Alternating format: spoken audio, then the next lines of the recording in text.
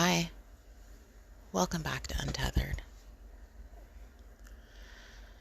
Today, I don't feel put together, which is common, but I'm just having a down day, a quiet day, a solitary day. I've been pretty busy for the past week straight, just with activities and clients and events every day, some overlapping. So today, it's a little cold. I'm all bundled up, and I just feel like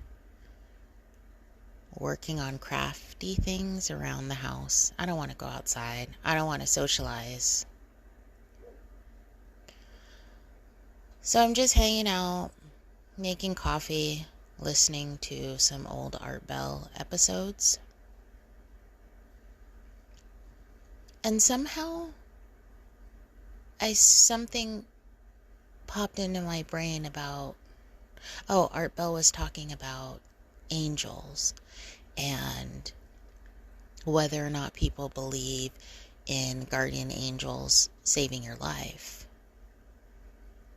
And it reminded me of the time that something saved my life. I don't know what.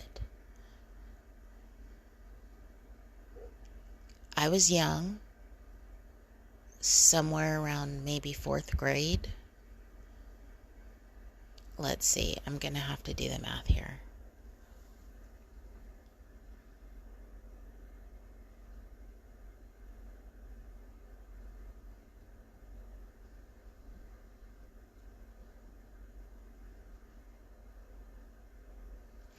So, I must have been around 8, maybe 9 years old.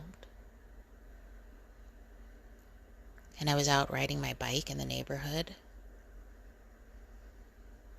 This was well before bike helmets were a thing. This is in the 80s. Bike helmets were not a thing. I wasn't out with friends that day. I was bike riding alone. And I pulled out. I must have been in a parking lot or something. And I biked out to bike across the street, and I didn't look both ways that time. And then I hear a car noise.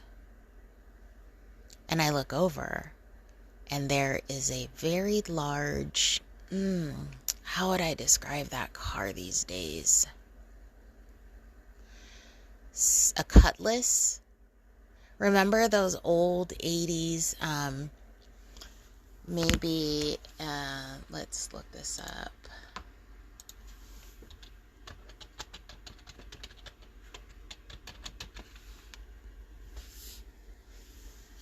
Like an Oldsmobile. So I got sidetracked looking for the type of car. And now I'm being taken back by like the Chrysler LeBaron, the Oldsmobile Cutlass, the Buick Century. I mean, all of you 70s babies who kind of grew up, were children of the 80s and 90s, you will remember some of these names. Chevy Caprice, Datsun. I mean, some of you don't even remember that Datsun was a brand of car. Ford Fairmont. These were all cars that our parents and definitely grandparents had, because grandparents usually would like upgrade to some sort of bigger car. It was almost a rite of passage that they would upgrade to like a Buick or a Lincoln Continental, something fancy. But I digress. The woman had one of those cars, like a, oh my gosh, Cadillac Fleetwood Brougham. She had one of those big ass square cars. And I went to cross the street. I'm gonna have to fucking edit this.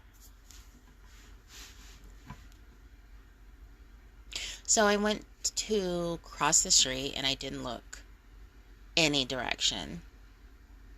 And I heard a car noise. And I looked over and there was a car almost coasting in my direction. And it was not far from me. If I remember correctly, I would say approximately 3 feet. And I just biked on, knowing that, oh shit, I need to look both ways. Weeks later, a long time later, it may have even been months. No, I would say weeks because I still remembered it. I was out shopping with one of my parents. Why do I say one of my parents?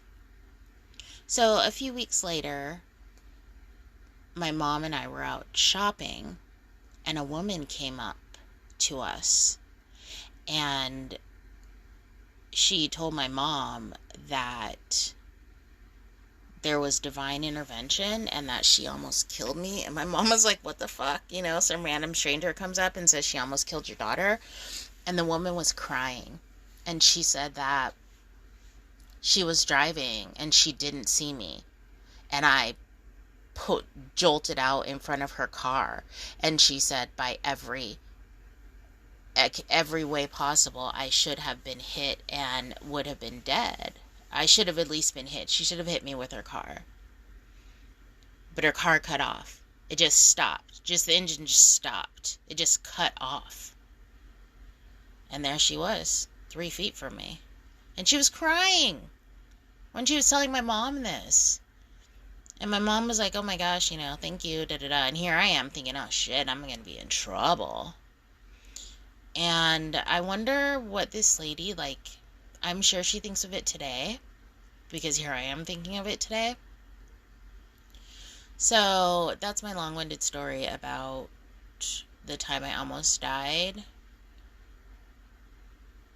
And I think it was some sort of divine intervention. Something saved my life that day as a child. What would make a car just, the engine just turn off and stop? Because even if some way, anything, I mean, even if somehow the engine seized, a lot of things would have to be in order because the car would normally just keep coasting to a stop. But I didn't hear squeals. There was no ee of wheels squealing. It's not like she burned rubber slamming on the brakes. Her car cut off. Anyhow, that's it for today. Thanks for listening.